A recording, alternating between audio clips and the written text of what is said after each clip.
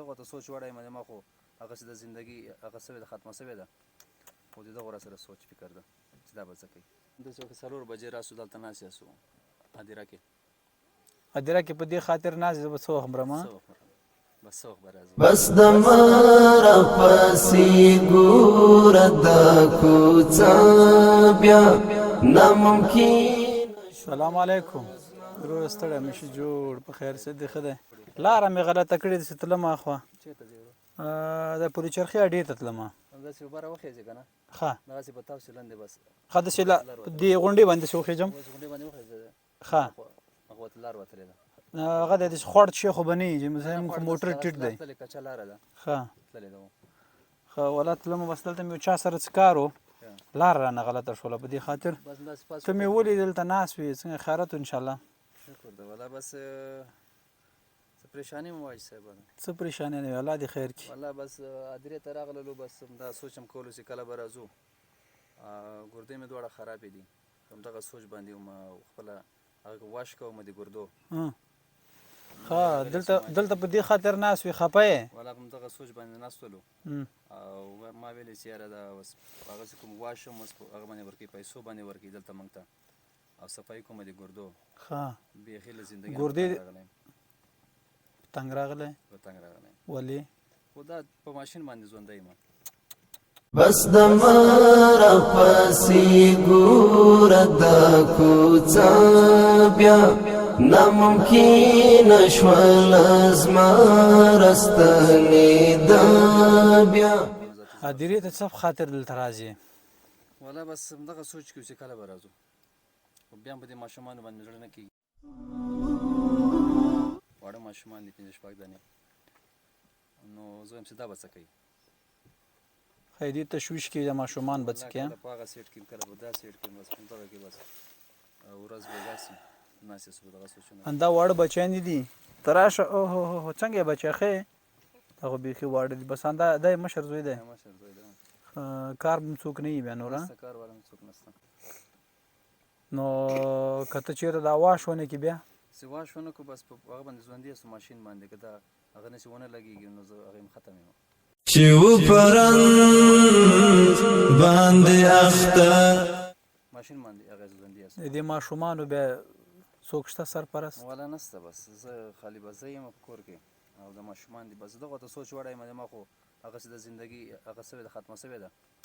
خو د دغو راسره سوچ فکر ده چې دا به څه کوي الله دې نه ختموي الله خو شته الله شته دی داسې افغانان شته دی چې ستا به حتما کومک کوي په ژوند کې داسې انسانان شته دی چې د خپل ژوند نه تنګ بیا داسې هدیرې ته راځي دلته روزانه راځي روزانه راځو بس نور خونه کو کار کسب نسته څه وکړو نور کار کوی شي چې کار څنګه کولی شم کار نسم کولی زه دغه سوچ کوو چې اوس به زه په دې حال یم زه به کوم څه شی بس اندا ته وي ته هم دغسې مریض یې زه بس راځو مازدیګر ټیم کې یا تقریبا داسې 4 بجې راسو دلته ناست یاستو هدیره کې هدیره کې په دې خاطر ناست زه به څه وخورم څه وخورم بس څه وخت به راځو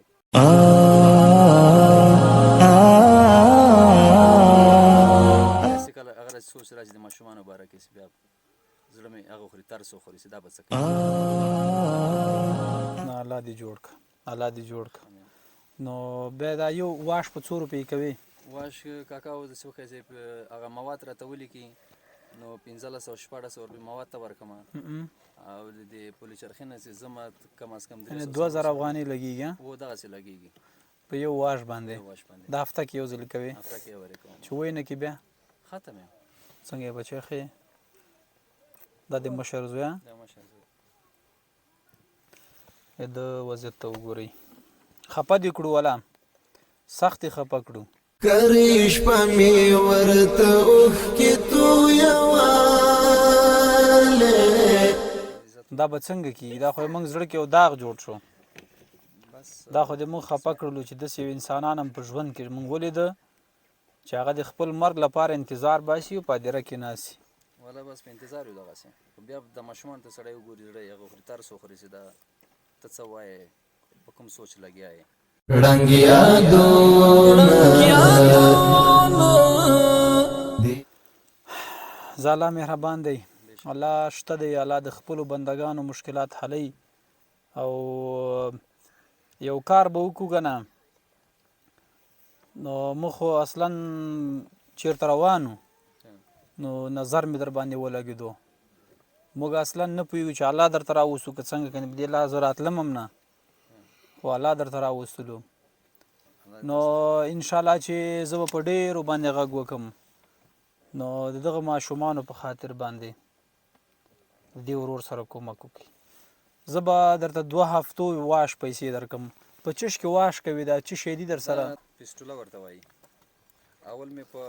چش کې واش کوي دلته دا وګوره دا پایپونه دي دا پایپونه وینې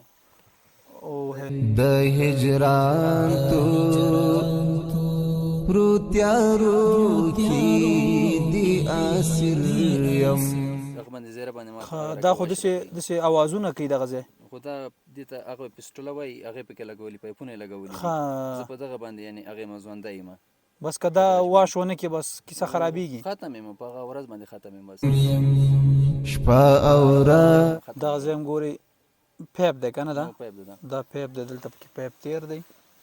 او دا بیچاره دلته اوس ناسخه په حالت کې نو الله رب العزت دې رحم وکړي او که یو هفته واش ونه کړي بیا لاله ختم یم ته یعنې په صرف په واش ژوندی په ماشین باندې ژوندی یم بس چې دا ماشین ما ته هغه نسې ونه لګېږي نو داسې وکړه چې په میاشت کې یو وارې ما ته 300 ایسي 400 ایسي نو هغه راته اچوي وینه راته اچوي نو هغه دی نو ته چې په دې باندې ژوندی نو دا خو بیا ډېره سخته ده دا ماشومان مې چې اوس ولیده ستا څو ماشومان دي ما 6 ماشومان دي بس په همدغه سوچونو کې سره ورک وم چې مازدیګر سي ماسپښین سي بس دا بچیان به څنګه کېږي ادرې سره ناست نو داسې به وکړې ته به نوره سوچ نه کوې الله خو شته که نه نو الله شته دی چې ته دومره مشکل کې نو ستا د دې 2 واش پیسې دي په ما 4000 افغانۍ دي 2 هفتې ستا ورور بس دا واله در سره